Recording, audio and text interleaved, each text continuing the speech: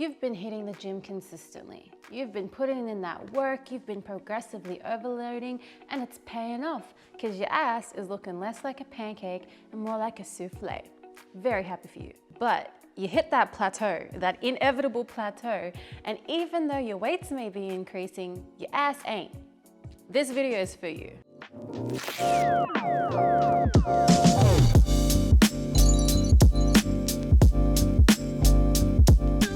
This is Future Mary interrupting the broadcast for just a moment to let you know that typical me, I ended up rambling for way too long. And it wasn't until my editor sent me just how long the video was and told me to get my shit together that I made the executive decision to split this video into two parts.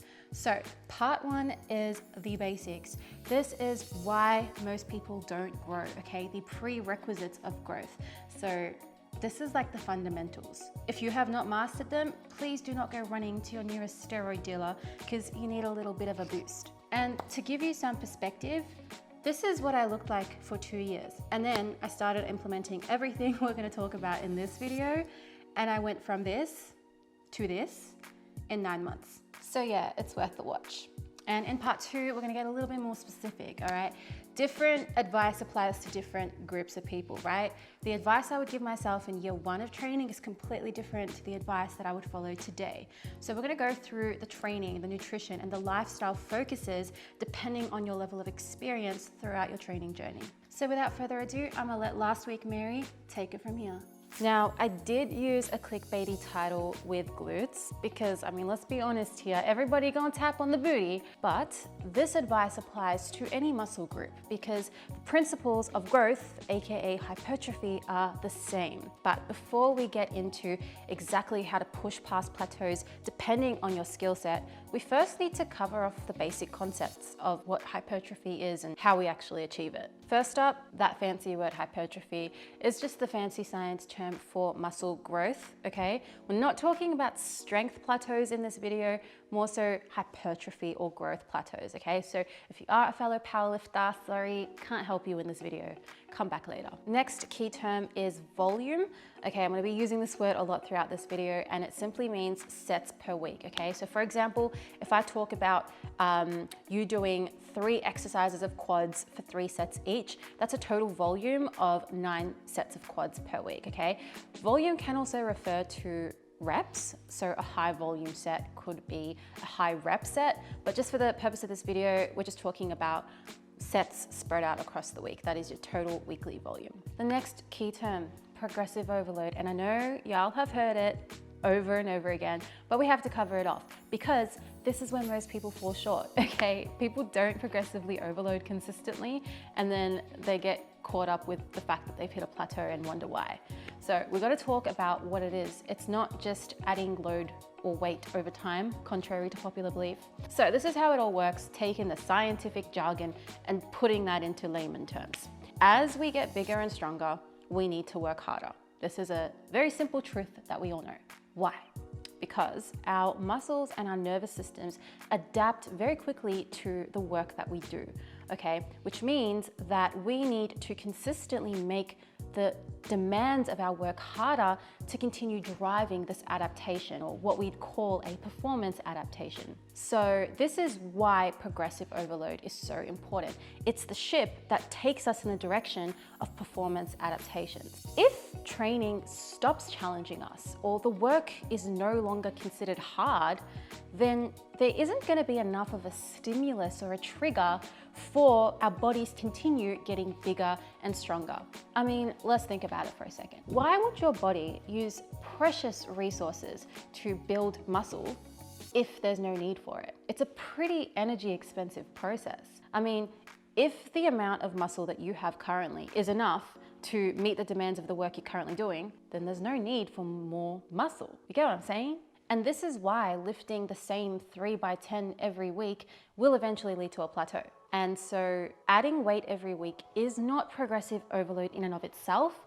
It is more so a method to induce progressive overload. I hope you can understand the distinction there. Instead, progressive overload is the gradual increase in stress that we place on the musculoskeletal and the nervous system to force these systems to continue to adapt and get better. and bigger. All right, so that was pretty science dense. Let's talk about application. How do we actually apply progressive overload in our training? So the very first place I would start is to improve your technique and mind muscle connection. I mean, you could lift the same weight for the same reps, but if you feel it so much more and you're isolating the muscle a lot more, then there's more work or tension placed on that muscle, which will drive hypertrophy. So that's a win-win. Likewise, you can get stronger lifting the same weight for the same reps with the same technique, and yet it still feels easier because the nervous system becomes more efficient and it takes less energy to do the same thing that felt a lot harder a couple weeks ago. Then I would move to increasing load or weight. This is probably the most preferred way to progressively overload, except we can't add an extra 5 kilos a week. Otherwise we'd be lifting hundreds of kilos by the end of the year, which is not realistic. So obviously we have to find different ways to overload without relying purely on weight. Which leads me to the third progression I would recommend. Increasing the intensity of effort, AKA training closer and closer to failure. If failure is your maximal effort, this is the most you can do before you physically cannot contract and do another rep, we want to get closer and closer to that ceiling, okay? This is really good when you can't push more weight, just push more reps. Next up, increase range of motion. Make the muscle work harder by traveling a longer distance. The more it stretches, the bigger the contraction will be. So a few examples of this could be stretching higher up on a lat pull down to really stretch the scapula. It could be standing on a plate when you're doing a lunge, so that way your knee is traveling further down. It could be elevating your heels when you're doing a squat so you can sit deeper. Now, just beware, too much range of motion is not a good thing, okay? So you don't want to be standing on 3 stacked thick ass plates while doing a lunge, because you can actually go outside a muscle's range of motion and just put unnecessary strain on joints and ligaments. General rule of thumb is the more of a stretch you can get, the better off you'll be. This next progression is a bit overrated in my opinion, but it does deserve a mention, especially if you're a beginner who doesn't know how to control the weight and tries to rush through reps. Increase time under tension, or TUT, okay? It basically means spend more time working the muscle. There's a few ways to do it. You could add a pause. You could do a 1 1/4 rep. You could decrease your rest periods or do drop sets and things like that, or supersets. I think context really matters here. Speed often hides weaknesses. And so if you're somebody who speeds through reps or uses a lot of momentum, slowing down your tempo can be very helpful. Likewise, if you're limited at home with your weights, then maybe increasing your time under tension is helpful because you can't add load. But if you're somebody who has access to a gym, you know how to control the weight through the different phases of the movement, I actually think that it's a bit overrated, and I'd rather you just spend your time lifting more, pushing your sets harder, and ensuring that you're working the muscle through a full range of motion. I don't think that endless supersets and quarter reps is helpful, because at the end of the day, tension is the most important thing on the muscle. And just because you're feeling the burn doesn't mean that you're working harder and placing more tension on the muscle. Likewise, shorter rest periods are actually more harmful than helpful.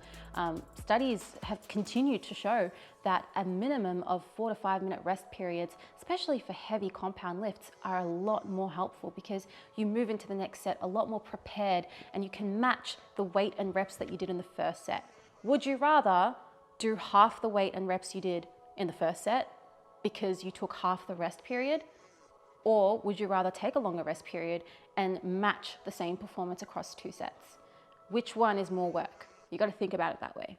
And the last progression is to increase volume, aka add more sets or exercises throughout the week. Now this is oftentimes the very first progression people go for, especially in like gym bro culture, when most people with a scientific background in exercise physiology would say, make this a last resort, not a first. Why? Well, if the 40 sets that you're already doing are not taken close to failure, they are not showing an increase in load over time, and they are quarter reps. Okay, you're not even training the muscle through a full range of motion. I'm pretty sure you should probably go and fix those up before you go and add an extra 10 sets of junk volume, which is just more mediocrity. And again, context is really important here. Like if you're somebody who doesn't know what a hard set feels like or doesn't know how to fully lengthen a muscle, go and focus on that. But if you have nailed those, but again, you're somebody who's working out at home, doesn't have access to a lot of heavy weights, then yeah, adding volume may be more appropriate to implement earlier on. Likewise, if you're an advanced trainee, the chances are you're going to need more volume to induce the same stimulus of growth as somebody who's doing half the volume as you, who has only been training for 6 months. Maybe you're using anabolic steroids, very similar situation. Or for some reason, perhaps you're rehabbing from an injury and it's not a very appropriate decision to add weight or push close to failure when there's a risk of re-injury, in which case maybe adding more sets at a moderate intensity to increase the amount of work that you're doing overall is more appropriate. So again, context matters, but general rule of thumb, focus on nailing the first progressions that I mentioned before moving into adding more sets across the week. And the last term to quickly discuss is proximity to failure, aka how close to failure are you going, or how hard are your damn sets, bro? Now, there's actually 3 definitions of failure. We have absolute mechanical failure or muscular failure, and that is basically like gun to your head, I cannot do another rep. And that is because your muscles fail to produce enough force to contract or shorten or actually lift the weight, okay? If you don't know what this feeling is, you got some work to do, but this is the main ingredient behind making sets hard to push hypertrophy, okay? The second definition of failure is technical failure. This is more appropriate for SBD, so squat, bench, deadlift, not so relevant in the context of this video, but to quickly give you an explanation, imagine you had a 150 kilo barbell on your back doing a squat and you wanted to take it to absolute failure. That is an absolute disaster waiting to happen. Definitely not a smart idea. So technical failure is more so you can't do another rep well or with good technique, okay? And you'd be smart to hold back and keep it there, because if you did try to do another rep, it could lead to injury. And lastly, we have volitional failure.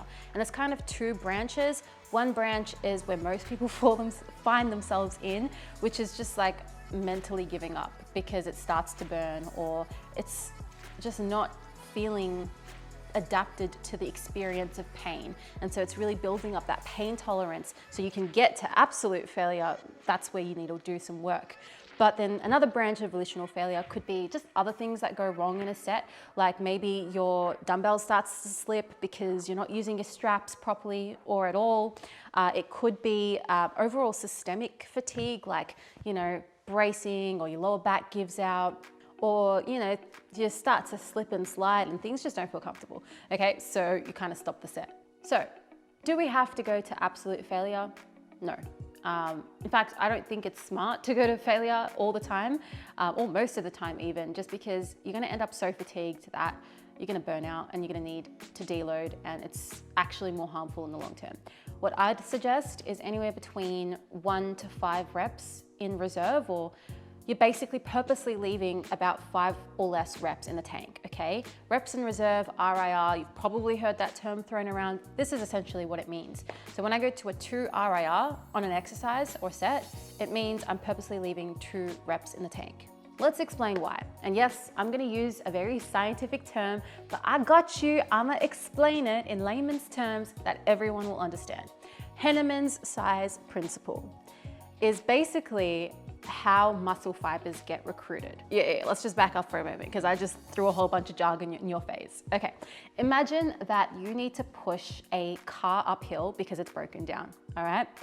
At the base of the hill, as the incline isn't so steep, maybe you and 2 or 3 other friends can comfortably push that car up. However, you're not all particularly strong, okay? And so as you get higher and higher up the hill, it starts to feel harder and harder, and you guys are already kind of puffed out. And so you start to call around to everybody around you to come and help. And the higher up you go, the more people you need, but you also need the guys with the big guns. You need the strong dudes to come and help you get that car up to the top. And our muscles work in a very similar way. So our nervous system controls how many muscle fibers are contracting. So let's say in a quad muscle, you might have, I don't know, let's say 100,000 muscle fibers, right? At the beginning of a set, you are cruising along. And so your nervous system recognizes that and says, all right, we don't need all hands on deck just yet. Let's get maybe like those 5,000 fibers doing the work.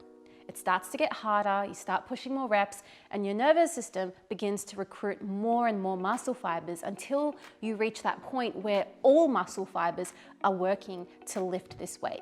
So back to the analogy, you have the skinny guys that are working at the start, pushing that car uphill. These are our slow twitch muscle fibers, okay? They're smaller, they're thinner, and they're less fatigue resistant, so they can go for longer. They've got good stamina, but they just can't produce as much force as those big bulky guys who can really push that car uphill at the end. And those are our fast twitch muscle fibers. They contract very quickly, produce a lot of force output. They do fatigue very quickly. So Henneman's size principle goes in order of small, slow twitch muscle fibers first. As the set gets harder and we get closer and closer to failure, your nervous system recruits the faster twitch muscle fibers until all muscle fibers are recruited. And so the goal in hypertrophy is to place enough tension on the muscle that we're getting as many muscle fibers as possible doing the work, lifting the weight. So I hope I explained that well. If you're still here, you get it. You're basically an exercise scientist, cuz last question, how do we know that we are approaching failure? Very good question. Rep speed. The slower you go, the more faces you're making, the more sex noises that you are producing, making people turn around and look at you in the gym like, damn, she put it in the work. That's how you know. To explain it in scientific terms again, there's a relationship between force and velocity or speed. So basically, the slower your reps get, the more effort you are exerting, which means you're placing more tension on the muscle and you're producing more force, okay? So this is why those last few reps, those really slow ones, count the most, because this is when you're producing the most force. This is when most of your muscle fibers are actually working, and this is where the most potential for growth is. So why would you cheat yourself of those extra 2 reps? You know, like, you're already doing the set, you're already putting in the work. Spend the extra 15, 20 seconds and get those really sensitive and highly beneficial reps. Like, make it worth your while. Don't be a little bitch. Like, I said what I said. And look, if the negative reinforcement doesn't work for you, I've got some positive reinforcement. Imagine you got paid $1,000 for every good rep you could do. Then see how many you get. You know, don't be a little bitch and imagine I paid you $1,000 per rep. Really works. It just depends on the client. So I like to use both. But anyway, general rule of thumb, don't go to failure all the time because you will accumulate fatigue that is unnecessary. But if you don't know what failure feels like, do some AMRAP sets. AMRAP, as many reps as possible. Play a fire track, get yourself G'd up and stop counting your reps. Okay, don't go into the set saying, I'm gonna go for 15 and stop there. No, stop counting, just go and only start counting when the reps slow down. Okay, that's where it really counts. Hi, it's Future Mary here again to wrap up the ramblings. So you clicked on this video because you're not growing as much as you'd like. By the end of this video, there will have been at least one thing that you ain't doing. Go do that. That's pretty much the message of this video. And if you feel like you are progressively overloading, you're not doing too much junk volume, you are pushing close to failure, and you feel like you're still not breaking through that plateau, stay tuned for next week's video because we're going to go through the specific variables that everyone should be focusing on depending on your experience and competency in the gym. Okay, so this applies to a beginner, then an intermediate, and then an advanced lifter all throughout the stages of your journey. So stay tuned. We'll talk about it next week. Ciao.